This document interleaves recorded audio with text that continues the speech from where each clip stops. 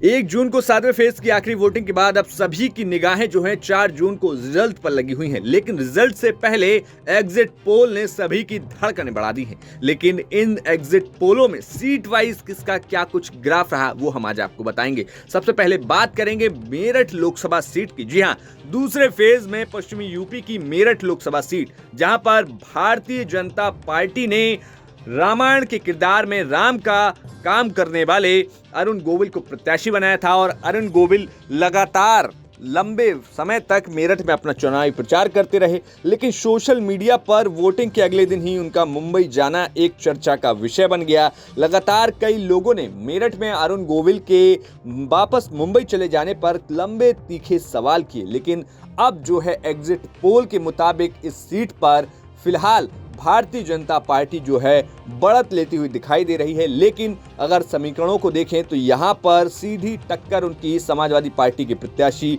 सुनीता वर्मा से थी। सुनीता वर्मा इस पूरे चुनाव में सीधे टक्कर में अभी भी दिखाई दे रही हैं। किसी भी तरीके से सुनीता वर्मा को कम नहीं आंका जा सकता। लेकिन अभी फिलहाल के समीकरण देखें तो यहां पर मजबूत स्थिति में अरुण गोविल ही दिखाई देते हैं। 2024 के मेरठ का चुनाव अपने आप में दिलचस्प रहा, क्योंकि अब तक के इतिहास में ये ऐसा चुनाव था जिसमें कोई भी मुस्लिम प्रत्याशी चुनावी मैदान में नहीं था, जबकि मेरठ में लगभग 35% आबादी मुस्लिमों की है। इसके बाद अगर बात करें समाजवादी पार्टी की, तो समाजवादी पार्टी ने यहाँ पर कई बार टिकट बदले। सबसे पहले भानु प्रताप वर्मा के नाम की घोषणा की गई, उसके बाद विधायक अतुल प्रधान और तीसरे नाम की घोषणा सुनीता वर्मा की गई, जो कि समाजवादी पार्टी के सिंबल पर जो है चुनाव लड़ी। आपको बता दें कि इन तमाम सीटों पर लगातार हम आपको एग्जिट पोल दिखा रहे हैं, किसकी कितनी कहां मजबूत स्थिति है। लेकिन अगर समीकरणों को देखें तो मेरठ में यहां पर भारतीय जनता पार्टी के लिए राह इतनी भी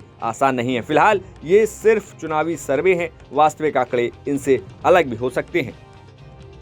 फिलहाल सर्वे के आंकड़े सिर्फ एक अनुमान हैं। 4 जून को आने वाले वास्तविक आंकड़े इससे अलग हो सकते हैं। इन चुनावों में उत्तर प्रदेश पर एनडीए ही नहीं, इंडिया अलायंस की भी निगाहें टिकी हुई हैं। यही नहीं, उत्तर प्रदेश में सबसे ज्यादा वीआईपी सीटें हैं, जो कि आगे बनने वाली सरकार में बेहद अहम भूमिका निभाएगी। चाहे फिर वो वाराणसी से खुद प्रधानमंत्री मोदी हो, मिर्जापुर से अनुप्रिया पटेल, लखनऊ से राजनाथ सिंह, कन्नौज से अखिलेश यादव, मैनपुरी से डिंपल यादव, आजमगढ़ से धर्मेंद्र यादव, लखीमपुर खीरी से अजय मिश्रा टेनी, ऐसे चेहरों की लंबी लिस्ट है जो लोकसभा चुनाव में दांव आजमा रहे हैं। 2019 के चुनाव को देखें तो यूपी की 80 में से 15 सीटें विपक्ष ने जीती थीं, जबकि 65 सीटों पर एनडीए ने जीत दर्ज की थी। इन 15 सीटों में अगर बात करें विपक्ष की, तो आजमगढ़ और रामपुर ऐसी सीट रही जो कि उपचुनाव में समाजवादी पार्टी हार गई। लेकिन एग्जिट पोल में फिर इन सीटों पर सपा की वापसी होती हुई अब दिखाई दे रही है।